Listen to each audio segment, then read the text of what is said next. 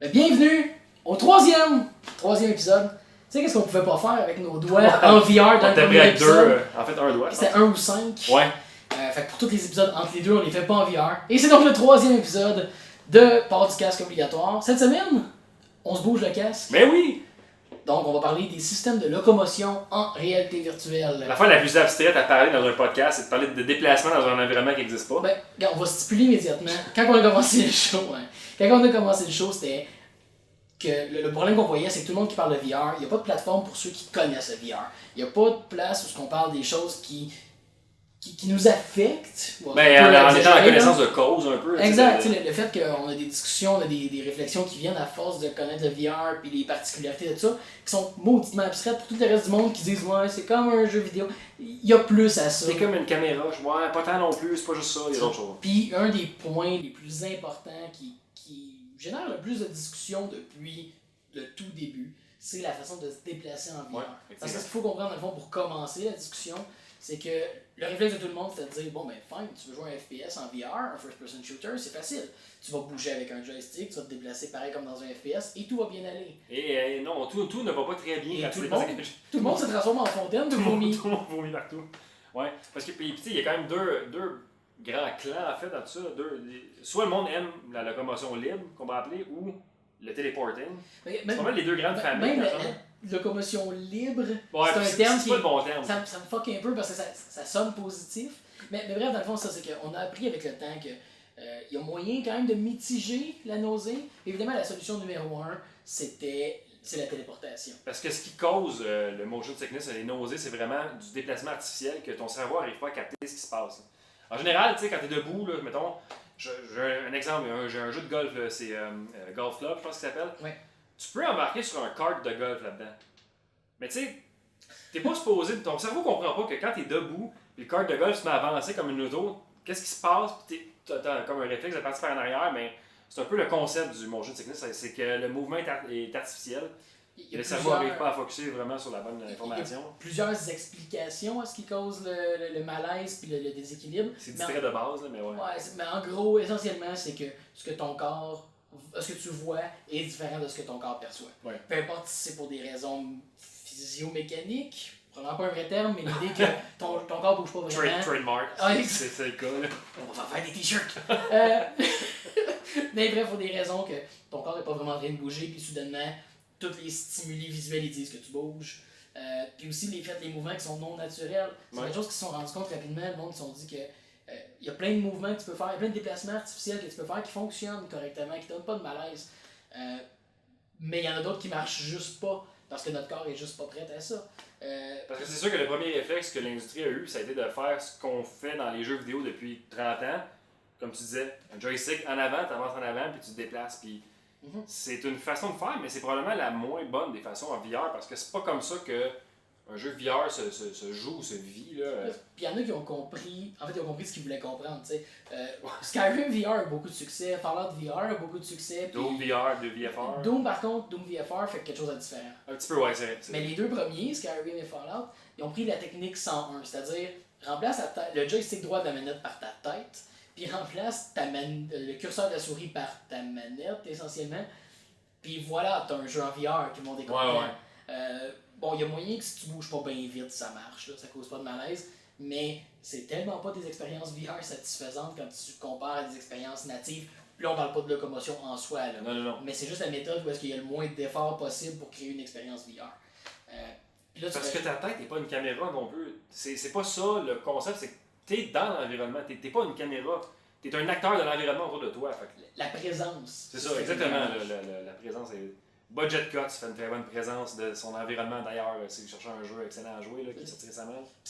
On mélange des concepts, là, mais c'est des choses qui vont venir souvent à travers les épisodes. Mais le monde mélange souvent le terme immersion et présence. Immersion, c'est être dédié à une activité. Ça implique pas croire que tu es vraiment là, c'est juste à quel point tu es pris par l'expérience, à quel point tu es complètement dédié à cette tâche. Tu peux être tellement immersé dans un film en 2D devant toi, et puis tu es complètement dans le film, dans l'histoire, tu as une bonne immersion. On a tous déjà été en immersion complète dans un jeu traditionnel. Puis ça peut être un jeu aussi simple que Contra, des vieux jeux 2D, peuvent avoir cette qualité-là. Parce que la présence, c'est le moment où est-ce qu'on va prendre une action naturelle en oubliant que ce qu'on vit est virtuel.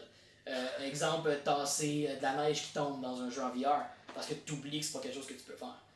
Là, on tombe dans la présence, on tombe dans le moment où on croit vraiment à la réalité de l'environnement. On se dit pas que c'est vrai, mais on croit à cette réalité-là. Comme mettons aussi, un budget cut encore une fois, là, mais dans une trappe de ventilation, il faut que tu regardes dans la trappe comme si tu regardais à travers la trappe, mais physiquement, tu vas te pencher, tu vas regarder dans ton plancher, puis tu vas te cogner le casque sur le plancher parce que tu as oublié que c'est pas vrai ce que tu vois en ce moment. Hashtag se cogner le casque. Ouais, ça sera un épisode de bientôt, probablement. Peut-être 5-6 peut-être. Là. On prend d'ailleurs vos suggestions pour les noms d'épisodes. Les numéros aussi, comme ça, je sais pas comment c'est utile, mais On les mélange. on les prend pareil. De quoi. On prend tout. Mais non, ouais, revenons à notre. à la locomotion. Fait que le point, justement, par rapport à la présence, c'est que le déplacement artificiel, pour toutes les. Souvent, le fer de lance, la position que prennent les défenseurs de la téléportation, ouais. Parce que la téléportation, évidemment, a un avantage automatique sur l'absence de malaise, parce que ça ne crée pas de motion sickness. Ou en fait, le bon terme, ce serait de simulator sickness, parce qu'il n'y a pas de motion, mais ça ne crée pas ce malaise-là. Puis, ça permet de profiter de l'espace dans lequel on est vraiment, si on fait du room scale. Donc, c'est là que la présence est à son plus fort. Parce que la locomotion artificielle, à quelque part, on accepte qu'il y a une artificialité. Puis, moi, je préfère l'expression locomotion artificielle. Parce que locomotion naturelle ou libre, c'est moi qui marche. Exact. Je suis capable de faire ça, j'ai cette capacité-là dans mon espace réel. C'est déjà une capacité unique du VR que les autres jeux n'ont pas, donc on parle de locomotion artificielle. Mais c'est ça, ça crée. Ça, c'est une déconnexion. Oui, c'est une méthode avec laquelle on est familier parce que les jeux le font depuis toujours. Fait qu'il y en a qui trouvent ça naturel, mais c'est faux que c'est naturel. Personne ne bouge comme ça dans la vie.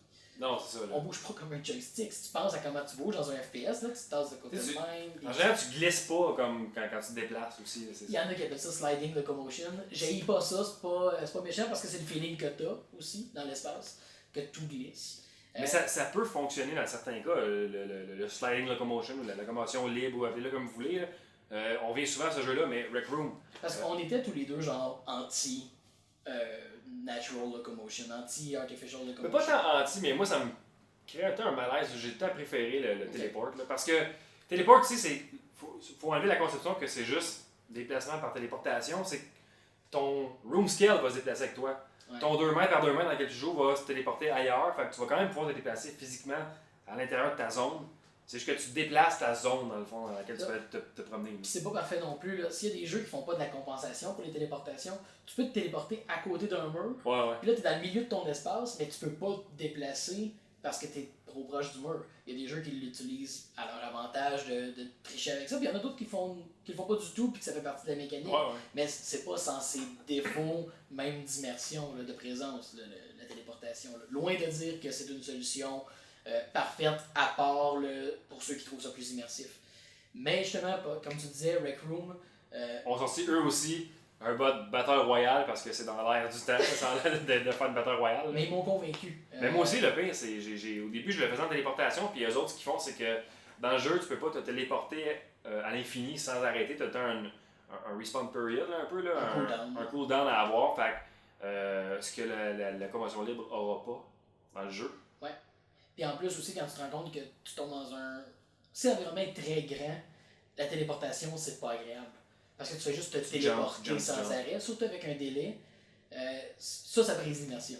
Pour quelque chose qui devrait être favorisé par les expériences de téléportation. Pourquoi est-ce que Rec Room, la téléportation, on va pas créer de motion sickness, puis il y en a d'autres qui vont le créer? La locomotion? Ouais, la locomotion, ouais. Ben c'est ça, c'est que comme ça, on a quand même appris, autant que les fans se débattent à un niveau très très large sur le teleport versus sliding, comme s'il y avait une réponse à tout. Puis il y en a qui sont champions d'une solution, genre comme certains jeux font. Il y en a beaucoup qui trippent sur ce que Onward, qui est un shooter, utilise. Mais Onward fonctionne spécifiquement parce que c'est lent. C'est un jeu tactique, donc tu bouges pas très vite.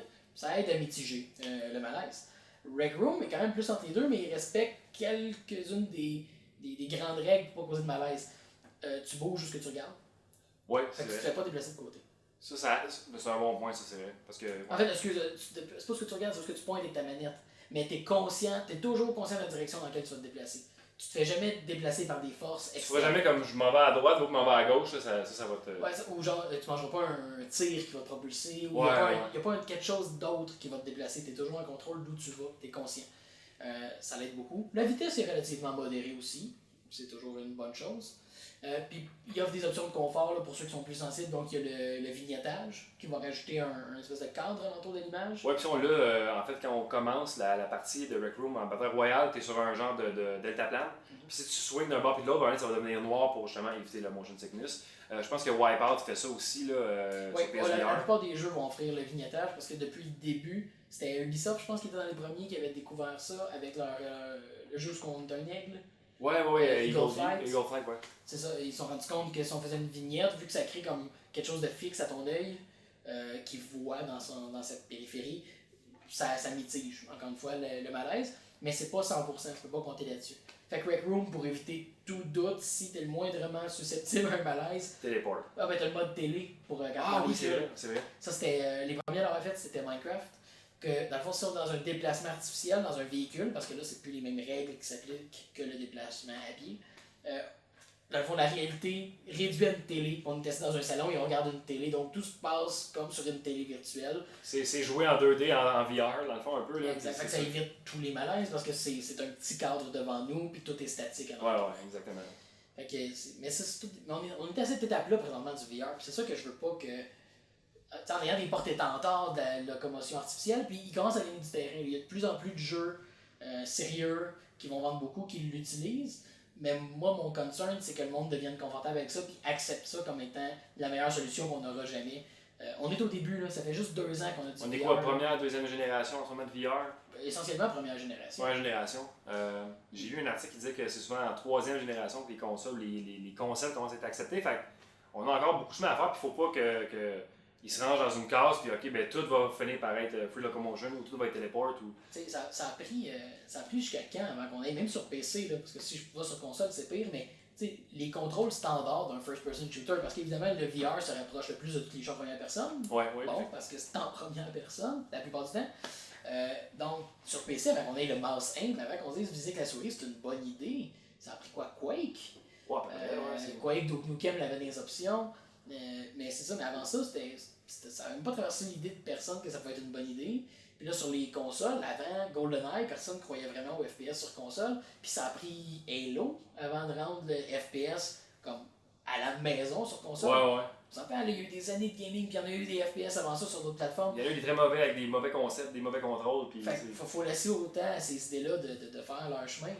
Fait qu'il faut pas penser justement qu'on peut juste s'appuyer sur nos conforts, nos vieux conforts de PC gamer. Puis je trouve là c'est un peu une parenthèse, mais je vais en faire d'autres dans l'épisode. Mais quand j'ai acheté mon PSVR, parce qu'évidemment sur PC j'ai un Vive, j'ai un 2 mètres par 2 mètres dans lequel jouer, je préfère en profiter, c'est ce qui me fait capoter de l'immersion physique du VR. Quand j'ai eu mon PSVR, soudainement je tombe assis avec une manette dans les mains, ces jeux-là me semblent plus attrayants. Fait que je comprends comment que le monde font je veux plus de tout ça. Parce que ceux qui ont juste un PSVR ou qui ont des plateformes semblables comme ça, ils n'ont pas eu l'expérience physique d'un room scale VR, puis c'est pas quelque chose qui leur traverse l'esprit. Fait que si j'avais juste mettons un environnement 180 degrés, comme beaucoup de users d'Oculus ont, ou pas de room scale du tout, ce qui est encore beaucoup de monde, donc ils n'ont pas vraiment d'espace pour se déplacer, je peux comprendre qu'ils veulent des expériences avec des contrôles plus traditionnels, parce que les autres, ils bougeront presque pas dans leur espace. Sauf puis je comprends que genre on va focusser sur le plus petit commun dénominateur, ce que tout le monde peut avoir, on va s'assurer que les options marchent bien. Sauf que les plus belles expériences VR utilisent bien le room scale. Ce qui m'a le plus convaincu à date, c'est certaines des premières expériences parce qu'eux autres, il n'y avait que le room scale en tête. Space Pirate Trainer dépend du room scale. Il vit et meurt par le room scale. Et pourtant, c'est un jeu qui est tellement 180 degrés. Là. Sure, mais il demande de l'espace. Oui. Puis il est 180 degrés, sauf 5% du temps. Mais il te laisse jamais oublier que c'est vrai, des fois, il peut varier en arrière de toi ou de ses côtés. Fait, mais room scale surtout, puis c'est là que Jean il a dit bon, ben moi, la locomotion, c'est pas une bonne idée. Fait que dans le jeu, tu vas être à un endroit, puis c'est ta pièce. Puis le jeu est exécuté parfaitement comme ça. T'aurais pas pu avoir ça avec la sliding locomotion, ça serait un jeu pourri. Fait bref, je veux pas qu'on perde ça. En fait, j'espère qu'on perdra pas ça en chemin en faveur des plateformes plus contrôlées. Mais c'est ça. Donc, j'espère que c'est pas un sujet qui c'est dur à mourir. Ouais, non, c'est sûr qu'on va y revenir parce qu'il y a toutes sortes de jeux qui sortent, des expériences avec d'autres façons de faire. Maintenant, les jeux qui sont cross-platform, un peu qu'on pourrait dire, de PlayStation qui vont aller jusqu'au PC, vont avoir des options qui vont te permettre de le faire en locomotion libre ou dans téléport. Fait que ça, c'est très bien d'avoir les options. On le voit de plus en plus. Tu peux faire un show ou un autre, vas-y puis change-les. Ce qu'on voit aussi beaucoup, Internet étant Internet, c'est les fans de téléport. Ben, moins les fans de téléport vont chier, ça fait comme. Ben non, dans le fond, c'est les deux clans vont chier un sur l'autre, là, un peu dans les C'est surtout commentaires. que le téléport a eu comme par défaut était le choix des développeurs pendant longtemps. Fait que c'était surtout les fans de locomotion naturelle artificielle qui étaient très très vocaux. Qui disaient comme je veux cette option-là, moi le téléport ça me désengage complètement, j'y crois pas, c'est pas immersif, je veux plus de jeux. T'sais. Mais tu sais, souvent ce monde-là ont pas essayé du room scale, parler comme ça, ou. Ou veulent juste jouer à Skyrim dans le fond. C'est ça. C'est correct, là, mais ça en prend. C'est correct, on vous juge. Juste un petit peu. Dans votre dos, beaucoup. Mais non, mais ça prend de tout. Mais comme on l'a dit au début, je pense qu'on n'est pas encore arrêté sur une méthode définitive. On ne sera jamais arrêté non plus sur une méthode définitive de locomotion parce que ben là, avec les nouveaux trackers, il y a d'autres technologies qui s'en viennent, le insider tracking, peut-être que ça va même, tout ça être appelé à changer à un moment donné. On va peut-être découvrir finalement une technique qui stimule l'oreille interne puis qui a de parfaitement simuler le mouvement sans que tu bouges. Soudainement, la question n'existe plus. C'est ça. Mais c'est ça. Fait que là, présentement, il y a plein de technologies qui s'en viennent aussi. On en parlera dans un autre épisode, mais Vive ont sorti que tu peux mettre maintenant plusieurs lighthouses dans plusieurs pièces qui vont succéder. Ouais, on a vu un test de jusqu'à 16 lighthouses, puis le gars se déplace à travers ça comme un seul et même environnement. C'est écœurant, là. La technologie qu'ils utilisent, justement, est extrêmement flexible. Ils ont des grandes compagnies qui avaient déjà cette technologie-là, mais c'est pas end-user. Tu peux pas. Même un escape room ne peut pas avoir ça. T'sais. Le seul exemple que j'ai en tête, c'est à Disney World qu'ils le font pour Star Wars, c'est que tu te promènes dans un environnement, puis tu vas pouvoir activer des switches sur les murs. Fait que l'environnement physique existe, mais par-dessus, avec ton casque, tu as un remplissage qui se fait. Là. C'est des expériences qui sont très coûteuses à développer, puis qui demandent des entrepôts qui sont dédiés à ça. Ouais, c'est pas ce que le monde va avoir à la maison. Du 30 mètres par 30 mètres, c'est bien rare d'accès à ça. Là. Si t'as un sous-sol comme ça chez vous, ben appelle-nous. on va venir faire des installations. On va aller jouer en VR chez vous. Ouais, on va boire ta bière, manger des chips. Parce que c'est clair que t'as de la bière genre en masse. Ah, c'est ça. Tu as un gros frigidaire à bière. Sous-sol de ton manoir. Là. Mais le seul dernier point dans le fond que j'apporterais, c'est que présentement, en fait, depuis quelques mois, le monde pousse beaucoup sur l'idée que les jeux devraient juste offrir le choix. Que tous les jeux devraient avoir toutes les locomotions dedans. Je pense pas que c'est possible pour tous les jeux. Là. C'était ça mon point, c'est que ceux qui poussent cet argument-là beaucoup oublient que les deux types de locomotion ont des impacts très importants sur la balance sur le game design. Si quelqu'un justement peut se téléporter à côté de quelqu'un qui est obligé de se déplacer, tu peux perdre trace facilement de quelqu'un qui se téléporte si le jeu le fait d'une façon ou d'une autre, ou si le cooldown n'est pas équivalent au déplacement, ou même si tu penses qu'il est équivalent, ça va avoir certaines limitations. Donc, il faut faire attention quand on dit « faut que tous les jeux offrent tous les types de locomotion, comme ça tu fais plaisir à tout le monde », tu vas fucker ta balance. Ça dépend vraiment du type de jeu. Ça dépend, c'est quoi le concept de ton jeu aussi. Là. J'avais vu une idée intéressante, ça n'a pas pogné beaucoup de traction, mais j'aimerais ça genre voir quelqu'un le faire puis réussir. C'était un jeu multijoueur compétitif, là, donc un shooter multijoueur en ligne, mais que tu avais différentes classes qui avaient différentes locomotions. Ah ouais. Fait que donc, Ben, Rec Room le fait un peu aussi. Rec Room Battle Royale, tu peux choisir locomotion libre ou seulement téléport. Mais là, c'est la même game. Donc, exemple, tu as un sniper qui lui se téléporte, mais tu as un scout qui lui va faire de la locomotion artificielle. Fait que selon les rôles, si ton univers le supporte, tu fais un jeu full fantastique puis tout est réglé, là, mais que ces préférences-là ont un impact mécanique. Puis c'est le genre de choses qui ne peut pas exister si on n'est pas occupé à expérimenter et à voir ce qui marche mieux. Donc, c'est pas une réponse, mais c'est une façon d'explorer qui fait juste comme agrandir le paysage du VR. Puis présentement, c'est ça qui est le fun. Puis c'est en testant les différentes méthodes qu'on va aboutir à d'autres choses. Prends l'exemple de Sprint Vector. Ils ont découvert, eux autres ils ont appelé ça le fluid locomotion. Donc la manière que ça fonctionne dans Sprint Vector, c'est que tu vas. C'est comme si tu agrippais un fil, un gros câble devant toi pour te tirer pour avancer. Fait que tu vas comme gripper, tirer, lâcher. Faire du ski. C'est un peu comme faire du ski dans le fond, c'est exactement ça. Faire du ski ou tirer sur une corde pour t'avancer. Puis ils l'ont implémenté dans d'autres jeux. Je pense que le jeu de boxe qui s'en vient va l'implémenter un peu. Oui, Creed. Exact. Qui est par Survios va implémenter ce type de locomotion-là. Fait que c'est une autre façon de se déplacer qui n'était pas existante quand il y avait le Natural Locomotion puis les puis c'est pas one size fits all. Ça non. marchera pas dans tout. Sprint Vector, c'est un jeu de course. On va en parler dans le prochain épisode pour les jeux de sport, là, mais ça marchait très bien. Puis j'étais comme. Quand j'ai vu ça, je suis. mon Dieu, ça va être motion sickness tout le long, puis jamais en 12 heures de gameplay que j'ai là-dedans, là, Zéro. j'ai zéro eu mal au cœur, puis non, fait que... Puis encore une fois, si on était pris dans la même logique qu'on a trouvé la solution, ce jeu-là serait peut-être jamais arrivé. C'est ça. Fait que, comme je disais, expérimentation va donner des beaux résultats, puis on a encore tellement d'idées comme ça qui vont peut-être nous mener complètement ailleurs. Fait que, comme je dis, j'ai pas l'impression que ce qu'on va aboutir comme contrôle standard, on le connaît aujourd'hui. C'est ça. Voilà. Et voilà. Et vous, les auditeurs, quel est votre mode de locomotion préféré? Êtes-vous ouvert à différents modes de locomotion? J'allais suggérer, quel est votre mode de locomotion préféré et pourquoi ce n'est pas la locomotion artificielle? Fait que venez commenter sur Twitter ou en dessous de l'épisode sur Facebook. Et puis on vous rappelle qu'on est diffusé en première diffusion un mardi sur 2 sur le Twitch de Yonk Media, donc YOINK Media. Et puis le lendemain, disponible sur YouTube, sur Facebook, Twitter et notre site web pdcovr.com. Donc à la prochaine!